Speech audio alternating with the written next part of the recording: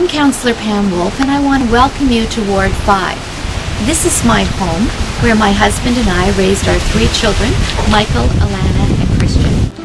My children attended school here, going to Highlands, St. Andrews, and Southwood, and I also taught at Highlands School my first 2 years of teaching.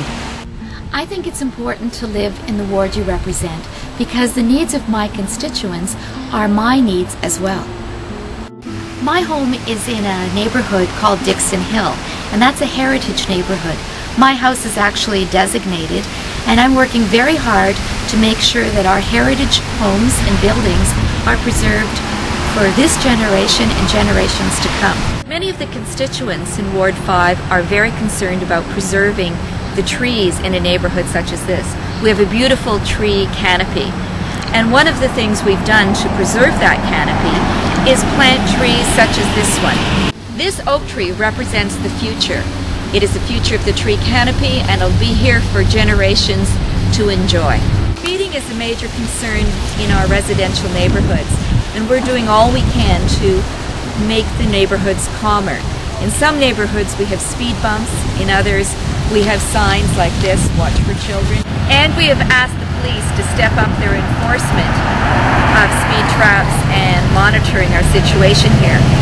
Unfortunately, we don't seem to have enough police to calm our neighborhoods, and that's one reason we want to be on this police board, to make sure Cambridge has adequate enforcement.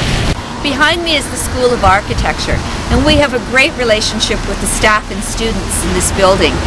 Rick Haldenby sits on the Arts and Culture Advisory Committee with me, and Jeff Ledger is on our Affordable Housing Committee, as well as our Core Revitalization Committee. I chair the Affordable Housing Committee, and I worked with students from the School of Architecture to look at several properties in the city, and the students did projects looking at these properties through the lens of affordable housing.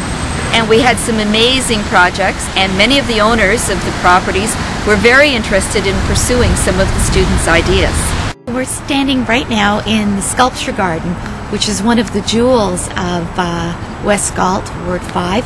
And behind me is our designated oak tree.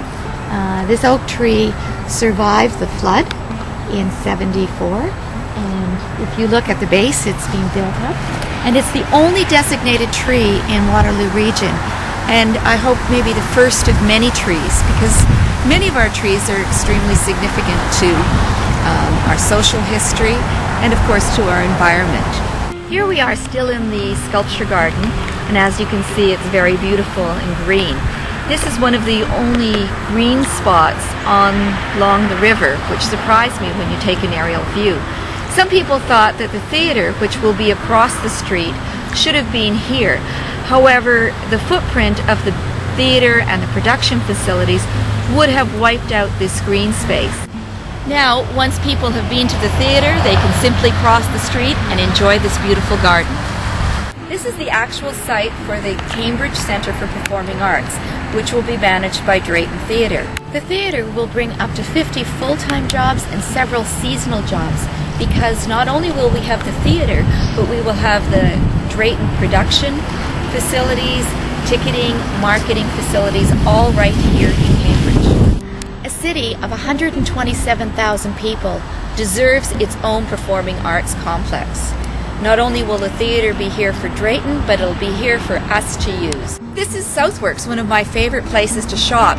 As you can see, it's a unique heritage buildings that have been preserved, and the shopping here is fantastic. Welcome to Queen Square. This is the entrance to Ward 5 and a favorite gathering spot for most residents. Behind me is our Centennial Fountain, which we've kept running. Recently, the whole Queen Square was redone, and through my councillor initiative, we had new benches and landscaping also added to the regional project. Here is one of our new benches where citizens can sit and solemnly reflect on the importance of this section of the square, our cenotaph and our monument to our fallen soldiers. This is another section of Queen Square where Queen Square Terrace is located. This is a retirement home where my mom, who's 95, happens to live, and it's one of the many facilities that we need in our city to help with our aging population. This is the Pollinator Park, one of my favorite places in the ward. It's right by the river. It's the former site of the dog park, which was moved to Maple Grove. And the Pollinator Park was a project of the Ancient Mariners and our Environmental Green Committee. And as you can see, we have new planting here. And this is just part of the city's efforts to make our environment a healthy place for all of us to live and enjoy. Welcome to Victoria Park. Recreation is very important to the residents in Ward 5, and this park is typical of the recreation opportunities that Ward 5 provides for its residents. As you can see, we have tennis, and we have a new deck on our heritage tennis building.